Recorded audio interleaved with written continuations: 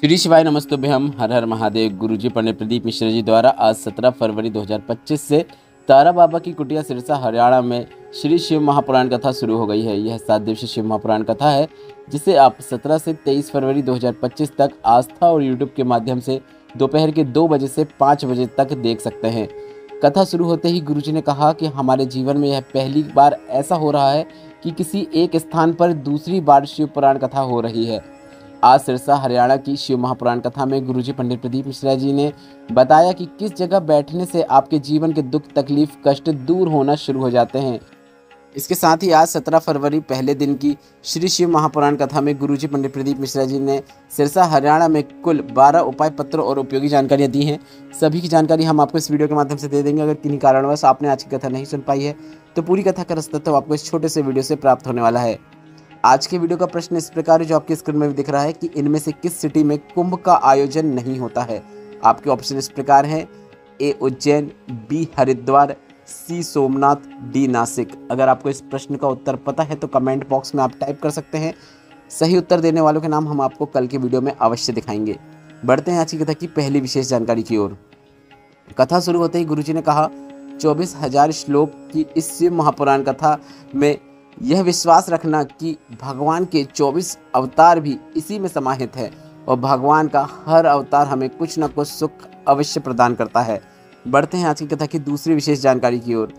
गुरुजी ने कहा, 2 जगह पिता और परमात्मा ऐसे हैं जहां पर अगर कुछ भी आप जाकर ना भी बोलें तो भी आपको प्राप्त होता है। परमात्मा के पास जाकर बैठ जाओ, पिता के पास जाकर बैठ जाओ, कुछ बोलने की भी जरूरत नहीं होती है, वह सब समझ जाते हैं। बढ़ते हैं आज की कथा की तीसरी विशेष जानकारी की ओर। गुरुजी ने कहा, तारा बाबा साधारण संत नहीं थे। जिनका जन्म और मृत्यु दोनों शिवरात्रि के दिन हुआ है वह साधारण कैसे हो सकते हैं। बढ़ते हैं आज की कथा की चौथी विशेष जानकारी की ओर। गुरुजी ने कहा, बेटा और बेटी में एक बहुत बड़ा अंतर होता है। बेटा घर में नहीं बोलता है, वह बाहर बहुत बोलता है, पर बेटी बाहर नहीं बोलती, वह घर पर बहुत बोलती है।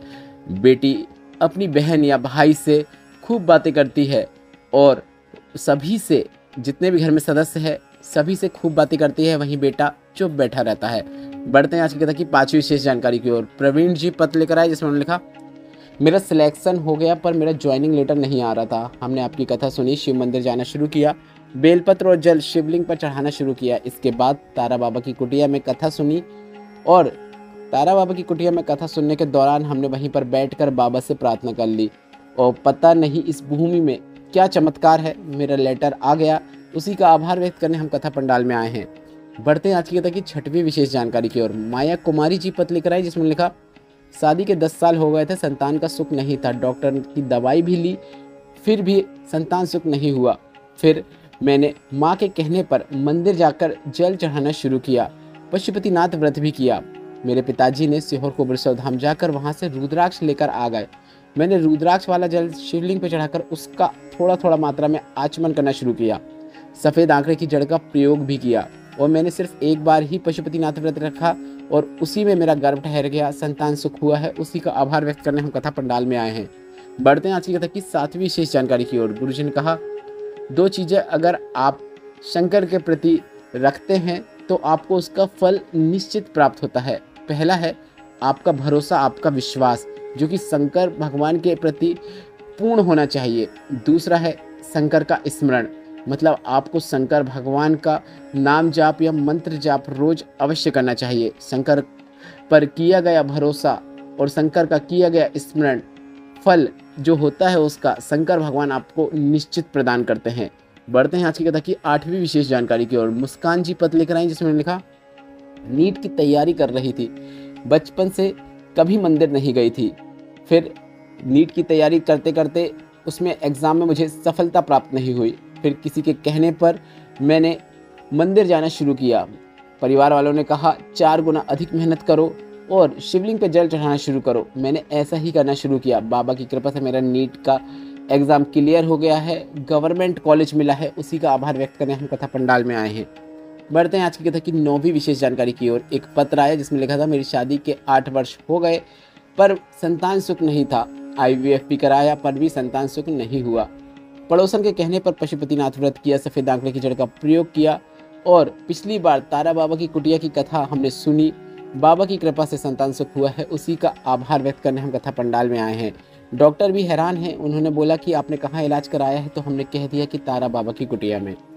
बढ़ते हैं आज की कथा की 10वीं विशेष जानकारी की ओर। गुरुजी ने कहा, आंवला, पीपल, वटवृक्ष, पीपल का वृक्ष और बेलपत्र हमारे शास्त्रों में बताए गए सर्वश्रेष्ठ वृक्ष हैं, जिनके नीचे बैठने से, जिनकी छाया में बैठने से सुख की अनुभूति जरूर होती है। बढ़ते हैं 11वीं विशेष जानकारी की ओर। गुरुजी पंडित प्रदीप मिश्रा जी के बताए विशेष उपाय की ओर। गुरुजी ने कहा, जीवन में दुख है, तकलीफ है, जीवन में बहुत कष्ट चल रहे हैं, तो आपको एक प्रयास करना है, बेलपत्र के वृक्ष के नीचे जाकर जरूर बैठना चाहिए।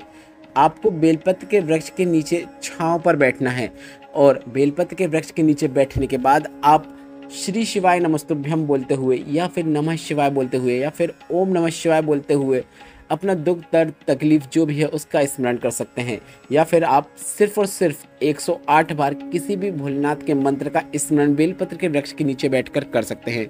कई कथाओं में गुरुजी ने यह भी जानकारी दी है, अगर आप दोपहर के समय बेलपत्र के वृक्ष के नीचे जा रहे हैं तो वहाँ पर आपको बेलपत्र के वृक्ष के नीचे जड़ के पास एक चावल का दाना अर्पित कर देना है, श्री शिवाय नमस्तुभ्यम मंत्र का जाप करना है। ऐसा करने से भी आपको अपने जीवन में उन्नति देखने को मिलती है। दुख, तकलीफ, कष्ट बहुत है तो 108 बार आपको बेलपत्र के वृक्ष के नीचे बैठकर ही श्री शिवाय नमस्तुभ्यम मंत्र का जाप करना है। आप चाहो तो नमः शिवाय मंत्र का भी जाप कर सकते हैं, ओम नमः शिवाय मंत्र का भी जाप कर सकते हैं, पर कम से कम 108 बार अवश्य कीजिएगा। और बेलपत्र के वृक्ष के नीचे पहुंच रहे हैं तो इस बात का ध्यान रखना है कि आपको सोमवार के दिन भूल कर भी बेलपत्र को तोड़ना नहीं है। कुछ तिथियां विशेष होती हैं जिन तिथियों में बेलपत्र को बिल्कुल भी नहीं तोड़ा जाता है, उन्हीं तिथियों में से एक सोमवार का दिन है। कोई भी सोमवार को आपको बेलपत्र नहीं तोड़ना है। और जो तिथियां हैं जिसमें आप बेलपत्र नहीं तोड़ सकते हैं वह इस प्रकार हैं।